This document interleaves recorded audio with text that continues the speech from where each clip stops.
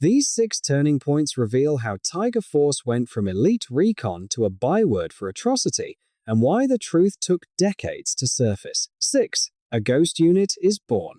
In late 1965, the Army formed Tiger Force inside the 101st Airborne Division as a small hand-picked patrol trained to slip deep into enemy territory. Their mission was to track Viet Cong movements, sabotage their operations, and outmaneuver guerrillas. The wider war was exploding with rolling thunder and a rapid troop buildup, and by 1967, Washington wanted results. That pressure fell on tiny units like Tiger Force that operated far forward with little oversight. It matters because design and context set the stage. An elite culture, constant contact with the enemy, and expectations of decisive impact created the conditions where lines could blur and then vanish. 5. Free fire in Song Ve Valley. By July 1967, Tiger Force was ordered to evacuate civilians from the borderlands in the Song Ve Valley. Commanders declared a free fire zone. In theory, troops would still protect non-combatants.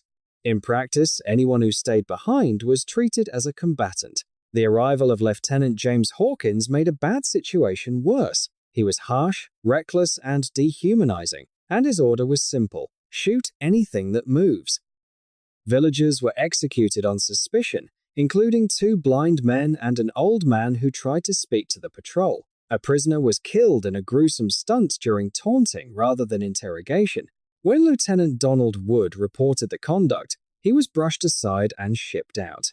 It matters because a permissive command climate and a free fire label normalized atrocity and silenced those who tried to stop it. 4. Into Quang Tin. On August 10th, Tiger Force pushed into Quang Tin province to find a Viet Cong camp. The jungle was lethal, resupply was uncertain, and casualties began to mount. Revenge became a reflex. In one hamlet, women and children hid in cellars. Grenades were tossed in. Afterward, there was no evidence of guerrilla activity.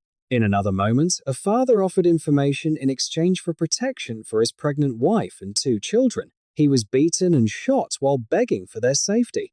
When a soldier moved to kill a child, a new arrival named Gerald Bruner aimed his weapon and stopped him. Bruner later reported the incident and was ignored. It matters because this was the pivot from brutal counterinsurgency to unrestrained violence that was also counterproductive. Every killing undermined intelligence and turned potential allies into enemies. 3. Operation Wheeler and Descent. As summer ended, the unit shifted to Operation Wheeler near Chu Lai. The goal was search and destroy against Viet Cong and North Vietnamese forces. The terrain favored the enemy, the unit was exhausted, and Hawkins' leadership was chaotic. One soldier, Sam Ybarra, began cutting throats and collecting ears. Others copied him. After his friend Kenneth Green was killed, Ybarra vowed to kill as many Vietnamese as he could find. The base commander, Lieutenant Colonel Gerald Morse, demanded a kill count that matched the unit number, 327.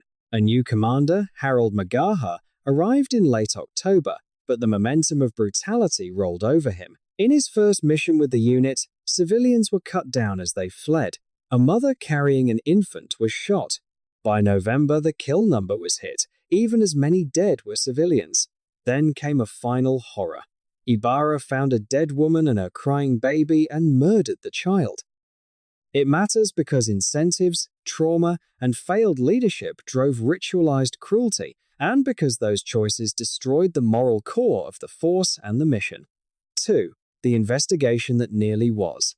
In March 1972, a criminal investigator named Gus Apsey received a tip. A soldier from Tiger Force named Sam was accused of slitting a baby's throat in 1967. At first, the unit seemed like a ghost, with little paperwork and scattered veterans. Apsey persisted. By early 1973, Sergeant Bill Carpenter described torture, executions of villagers, and the kill quota. Others corroborated, including the role of Hawkins and the indulgence of base leadership. The evidence showed a pattern of crimes against hundreds of civilians over months. Then, the war ended for the United States. The case slowed. In 1975, Apsey delivered a report that should have triggered prosecutions, Instead, the army quietly shelved it, stating that nothing constructive could come from charges at that time. It matters because accountability failed at the institutional level, not just at the point of contact in the field. 1. Revelation and reckoning. In December 2002, boxes of documents from retired Commander Henry Tufts arrived at a university library. Journalists Michael Salla and Mitch Weiss dug through them and retraced Apsey's path. They interviewed veterans, pressed reluctant voices, and traveled to Vietnam to hear survivors. One former Tiger offered chilling statements of pride rather than remorse. The paper trail and the testimonies matched. Tiger Force had committed a sustained series of atrocities, and the Army had investigated, then buried the results. Their reporting won a Pulitzer Prize in 2004 and forced a public reckoning. It matters because the truth finally surfaced, because it showed how secrecy protects the powerful, and because it warns that justice delayed can become justice denied. The story of Tiger Force is not a tale of a single bad actor. It is the story of how a small elite unit was shaped by a brutal war, by permissive policies, by reckless leadership, and by a system that chose silence over accountability. These 6 turning points show how atrocity takes root and how long it can take for truth to emerge. The lesson for history is clear. Oversight, restraint, and principled leadership are not optional in war. They are the only path to victory that does not lose the soul of those who fight.